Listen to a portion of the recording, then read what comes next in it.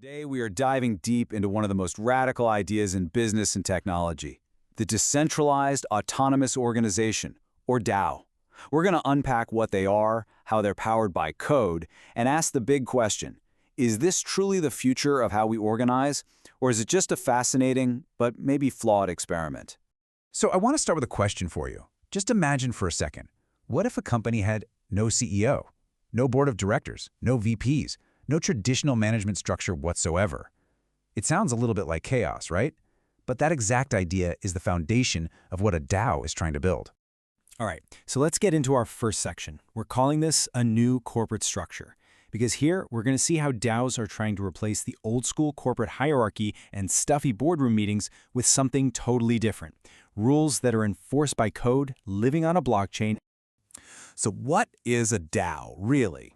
Well, at its core, you can think of it as a member-owned community, almost like a digital co-op. The key thing is there's no single person in charge. Instead, the whole operation is run by rules that are baked into smart contracts on a blockchain. This setup automates decisions and makes sure everybody is playing by the exact same unchangeable set of rules. And this is where you can really see the contrast.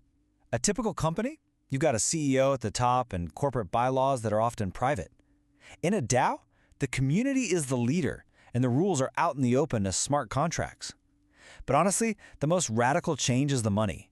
Corporate finances are locked down and private, but a DAO's entire treasury is on a public blockchain, completely visible to anyone who wants to look.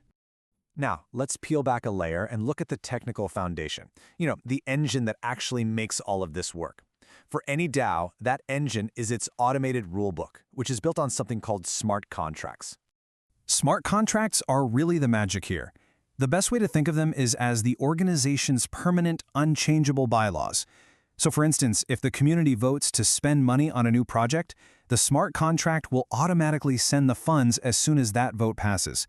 You don't need a finance department to sign off on it. The code just does it.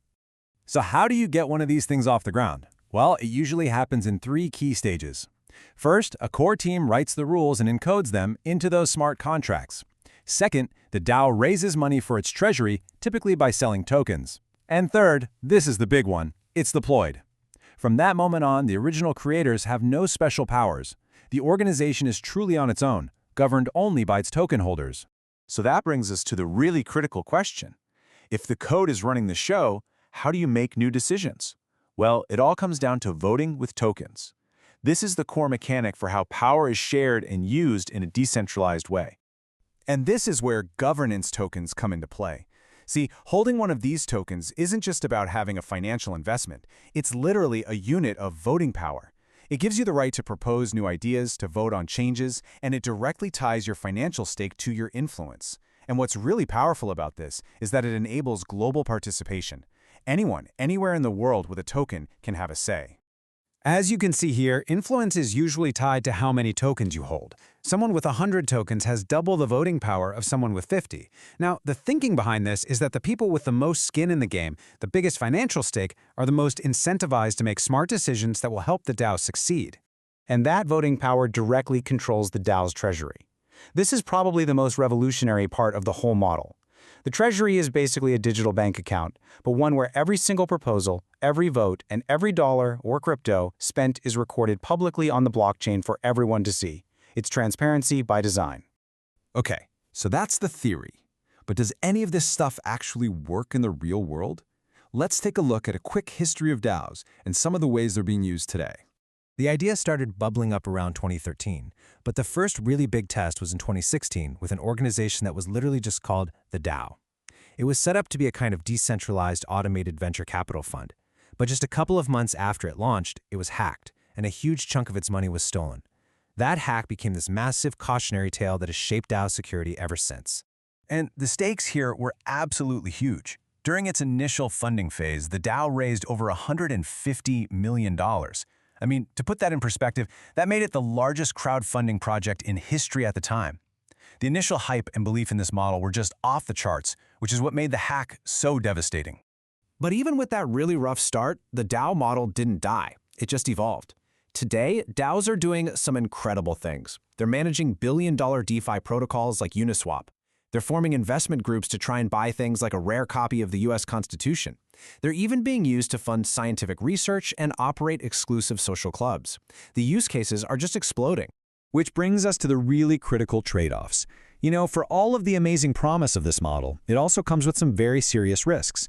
It's this constant balancing act between the ideals of innovation and the very practical need for security and good governance.